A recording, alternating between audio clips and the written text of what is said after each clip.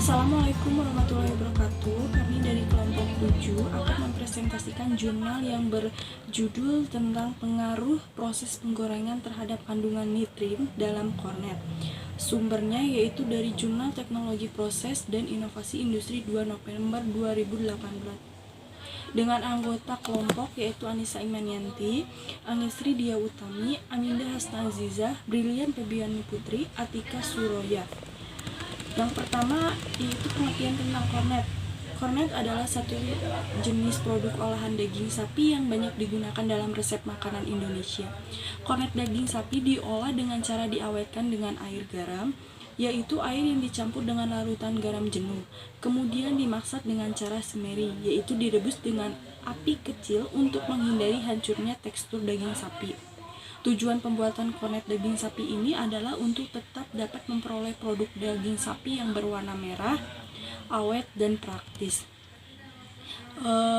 Daging sapi segar harus disimpan pada suhu dingin ataupun suhu beku.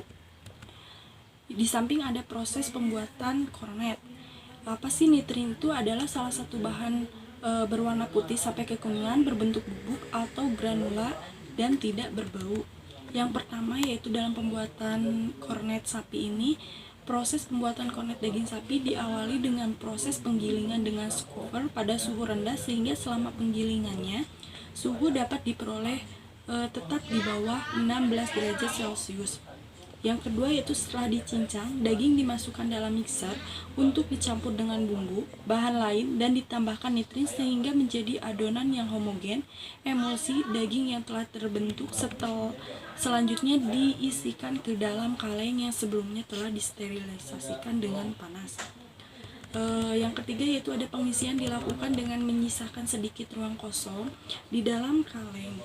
Disebut dengan head space karena yang telah diisi kemudian divakum. Setelah keluar dari extractor box, kaleng dalam keadaan panas langsung ditutup kemudian disterilisasikan dan dipanaskan pada suhu 120 derajat Celcius dengan tekanan 0,5 kg per cm. Yang keempat yaitu setelah itu segera didinginkan di dalam bak pendingin yang berisi air. Setelah itu permukaan kaleng dibersihkan dengan lap hingga kering, produk siap untuk diberi label dan dikemas.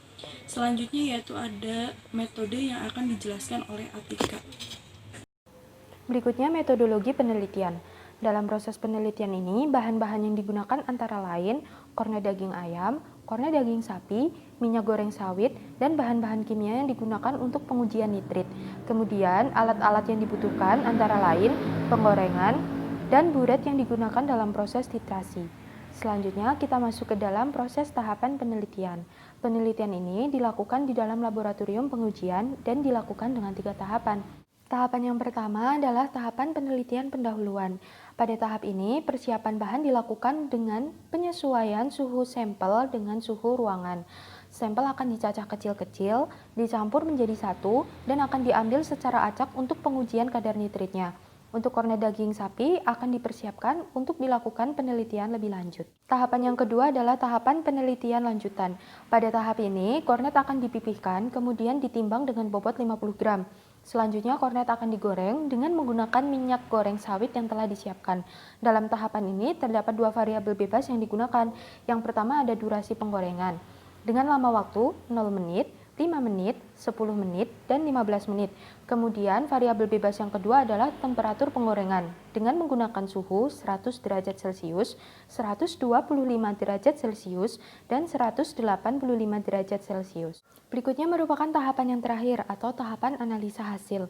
Pada tahap pengujian kadar nitrit, kornet yang akan dianalisa dilarutkan di dalam air. Kemudian dilakukan analisa dengan metode kalorimetri, di mana pembentukan warna kemerah-merahan merupakan hasil dari reaksi nitrit dengan asam sulfanilat dan N1-naftil etilen diamin dihidroklorida pada pH 2 hingga 2,5. Pembacaan dilakukan dengan spektrofotometer dengan panjang gelombang 573.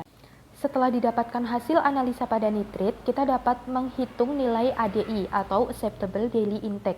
Kemudian hasilnya akan dibandingkan kesesuaiannya dengan batas maksimum penggunaan bahan tambahan pangan pengawet untuk nitrit dalam Peraturan Kepala BPOM Republik Indonesia Nomor 36 Tahun 2013. Kemudian, dari perbandingan tersebut, maka kita dapat mengetahui banyak kornet yang boleh dikonsumsi berdasarkan berat badan dari konsumen.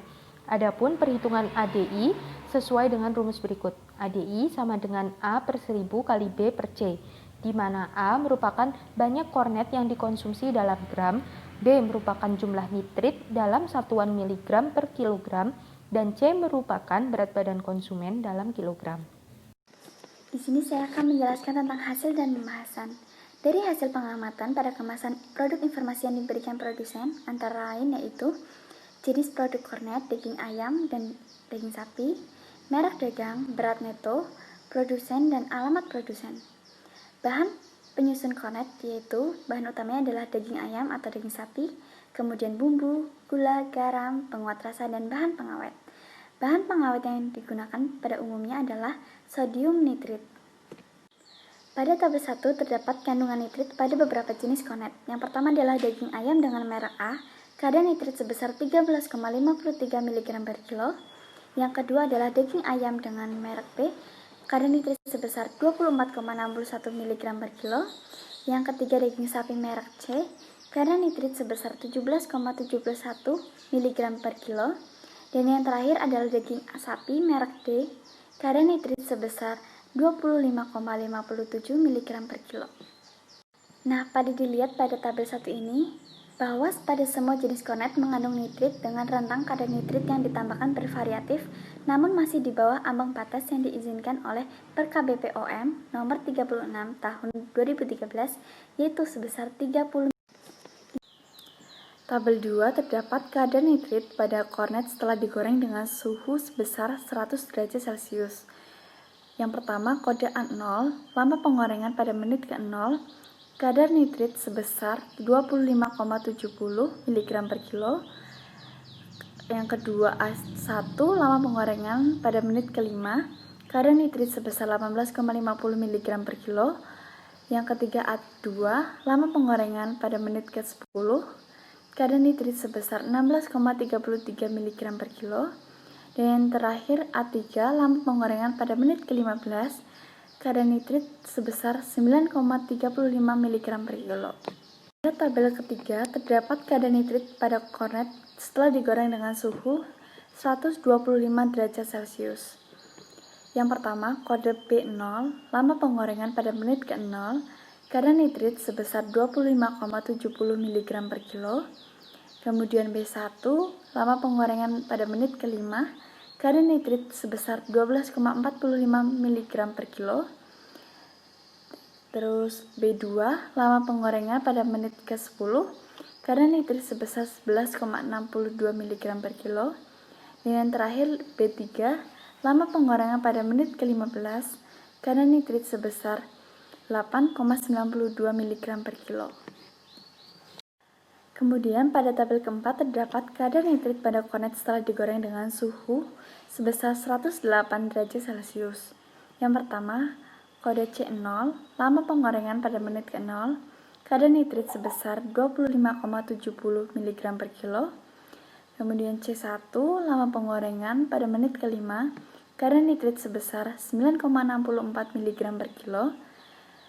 Terus C2, lama penggorengan pada menit ke-10, kadar nitrit sebesar 8,56 mg per kilo.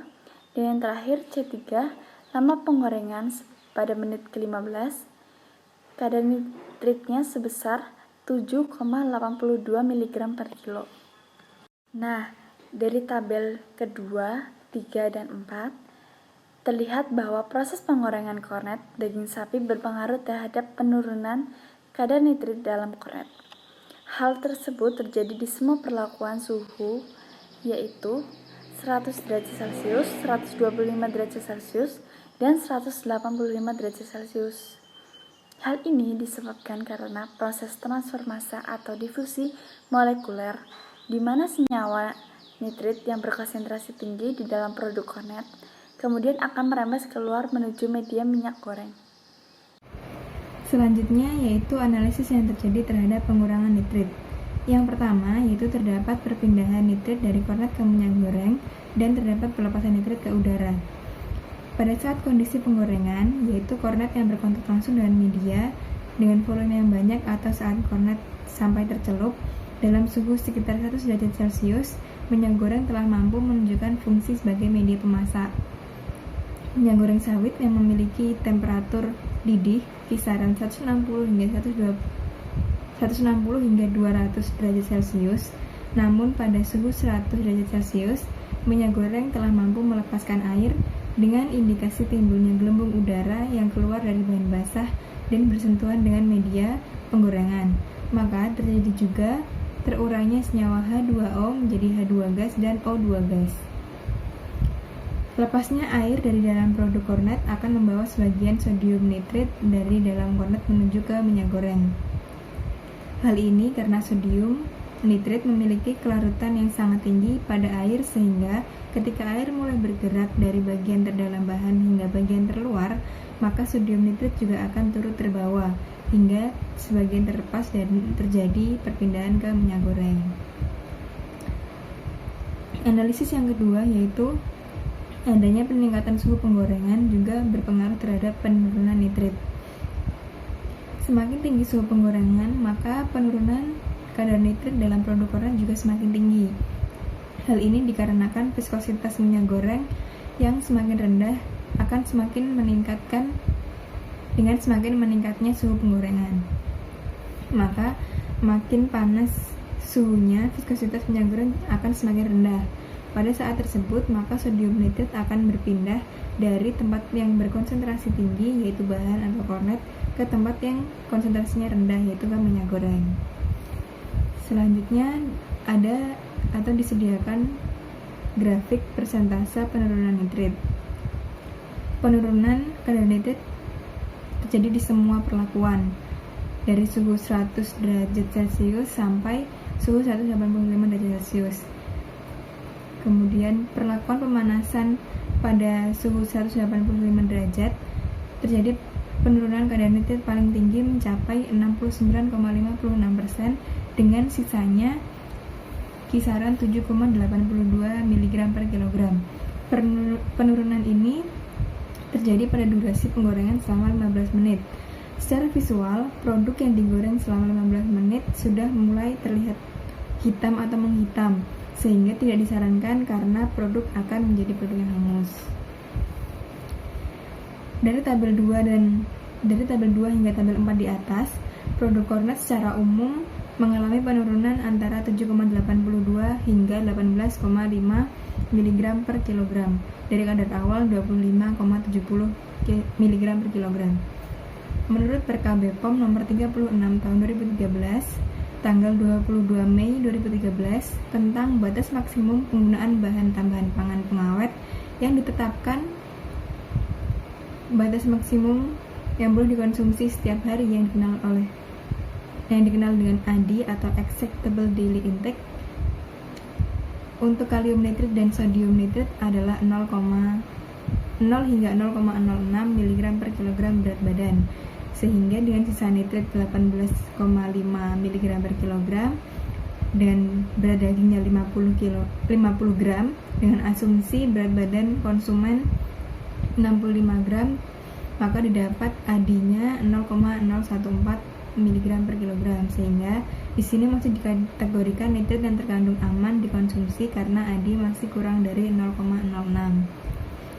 Yang terakhir ada tabel perhitungan ADI kornet untuk anak. Nah, dalam tabel ini kornet masih aman dikonsumsi untuk anak yang berat badannya 17 kg ke bawah asalkan tidak melebihi 50 gram per harinya. Nah, selanjutnya kesimpulan. Berdasarkan hasil penelitian diketahui bahwa kornet yang beredar di pasaran positif mengandung nitrit. Kandungan nitrit ini dapat mengalami penurunan oleh aktivitas penggorengan, yaitu lama penggorengan dan temperatur yang digunakan. Penurunan nitrit terhadap temperatur 100, 125, dan 185 derajat Celcius, serta variasi lama penggorengan yaitu 0, 5, 10, dan 15 menit, dihasilkan penurunan 28 hingga 70%. Di mana semakin lama waktu penggorengan dan semakin tinggi suhu yang digunakan, maka semakin tinggi penurunan nitrit yang terjadi. Kandungan nitrit yang tersisa pada kornet masih aman apabila jumlahnya kurang dari 50 gram per hari untuk berat badan di atas 17 kg. Demikian presentasi dari kami kelompok 7. Apabila ada salah, kami mohon maaf. Semoga bermanfaat. Terima kasih. Wassalamualaikum warahmatullahi wabarakatuh.